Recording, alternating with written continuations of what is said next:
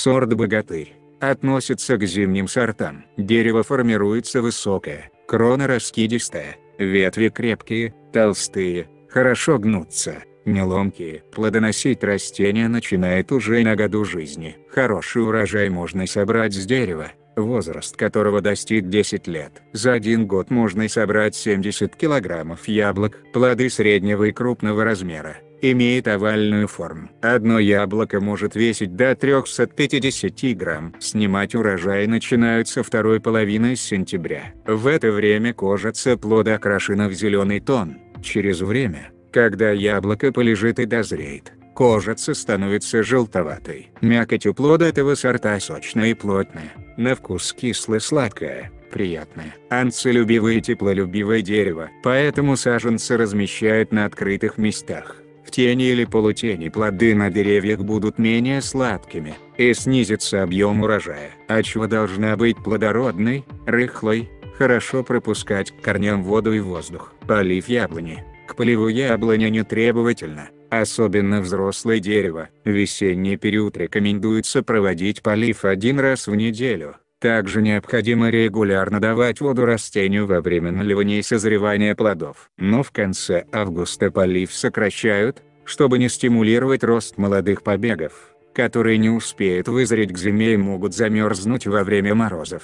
Подкармливают деревья в весенний период. Для этого используют биологические и минеральные удобрения. Хорошо подойдет мочевина или селитра. В осенний период, во время подготовки растения к зимовке, можно внести под корень порцию комплексных удобрений. На следующий год после посадки садоводы рекомендуют оборвать цветы, оставив на ветках всего 20% от общей массы. Это делается для того, чтобы за сезон укрепилась корневая система и окрепла верхняя часть дерева. Взрослые деревья не нуждаются в укрытии и утеплении на зиму, а для молодых саженцев этот вопрос актуален. Садоводы рекомендуют мульчировать почву под растением перегноем или лапником. Также необходимо установить сетки вокруг ствола, чтобы зайцы не обгрызли кору. Это важно проводить и для взрослых деревьев. После выбора места для саженца яблони необходимо подготовить яму. Размер углубления зависит от размера земляного кома,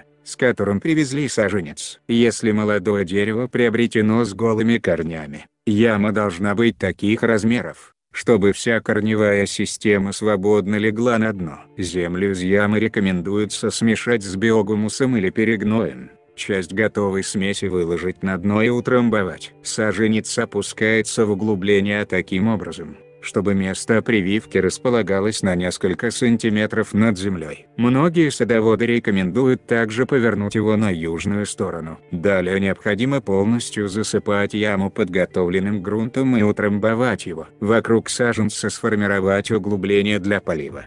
Его можно накрыть галькой, корой или компостом, чтобы после полива влага не испарялась с поверхности земли. Поливать молодое дерево необходимо 2 раза в день в течение 2 недель после посадки, чтобы дерево росло равно, и во время ветра не раскачивалось, особенно в первый месяц после посадки. Его можно подвязать колышком на растяжке. Если молодая яблоня высаживалась с голой корневой системой, рекомендуется удалить большую часть листьев на кроне. Обрезка деревьев проводится ежегодно в ранний весенний период. Обычно процесс проводят до того, как начнут распускаться почки. Правильно проведенная обрезка гарантированно даст ежегодный богатый урожай. Первую обрезку садоводы рекомендуют проводить после посадки саженца. При этом необходимо удалить треть всех ветвей. В этом случае крона начнет правильно формироваться с ранних годов жизни дерева, и при достижении возраста плодоношения дерево будет иметь правильную форму.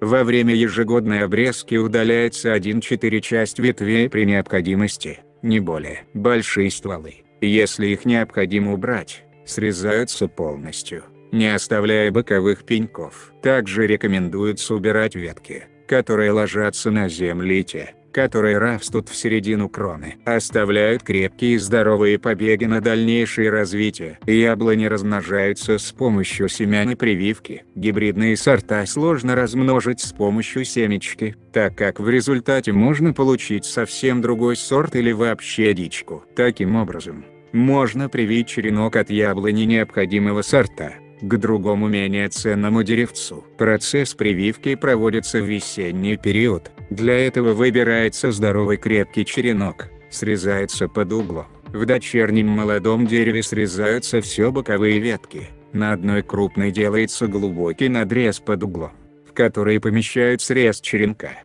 Место прививки плотно закрывается изолентой, пластилином или специальным материалом, который можно приобрести в садоводческом магазине. Когда на черенке начнут появляться и расти листочки, это признак того, что прививка прошла удачно. Богатырь. Яблоня достаточно устойчива к различным заболеваниям. Тем не менее, в весенний период рекомендуется ежегодно обрабатывать деревья специальными препаратами.